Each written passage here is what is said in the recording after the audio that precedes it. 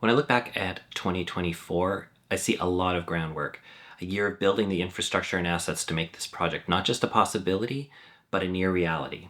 Now in 2025, as it begins, The Quiet Canadians feels much less like a theory and more like a production just waiting for its cue. We are making really good progress. I would say we have a lot of the locations already figured out. Casting has begun and has been going on for a few months and will continue to go on over the next few months, which is always very exciting. We are looking at key crew members to come on board and to help us solidify, especially in this sort of soft prep phase. And we've set some dates. We laid down the gauntlet that, it being January right now, that we were going to go into production on The Quiet Canadians in October of this year. So that's about 9-10 months away. But like every good story, this is going to be a challenge. What's the catalyst that's going to put all of this into action? It's that old chestnut, which is financing.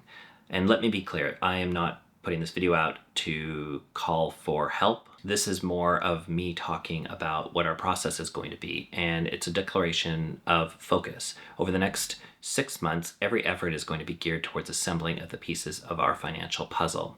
And it starts this month already with an application to Telefilm Canada, a key partner in helping Canadian movies come to life.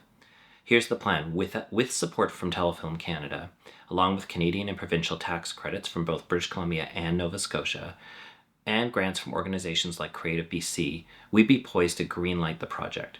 Add in a modest private equity component where individuals and companies invest in exchange for potential returns, and we're off to the races. Without Telefilm, the path is still possible, but it requires a little bit more ingenuity. It means leaning harder on private equity, exploring creative financing models with tax credits, seeking sponsorships and product placements, and perhaps even forging early distribution deals.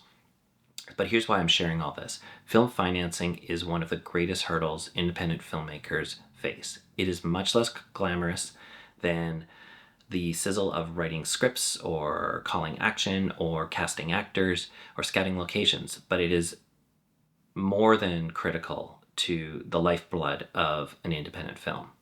And it's a puzzle with countless configurations. More participation in one area reduces reliance on the others. It's a game of strategy, patience, and creativity. So what we're doing with The Quiet Canadians is more than just raising funds, it's navigating a path that many filmmakers, ourselves included, can learn from and replicate. This is about building a case study as much as it is about making a movie. And if this journey sparks your interest, whether you're a fan of spy thrillers, Canadian movies, or the art and business of filmmaking, I would love for you to follow along. I'm sharing as much as we can that doesn't reveal sensitive information, from the wins to the hurdles, both here and on my newsletter and on LinkedIn. This will be a behind the scenes look of what it really takes to bring a movie from beginning to life and to the theater. So if you want to follow along, please like and subscribe.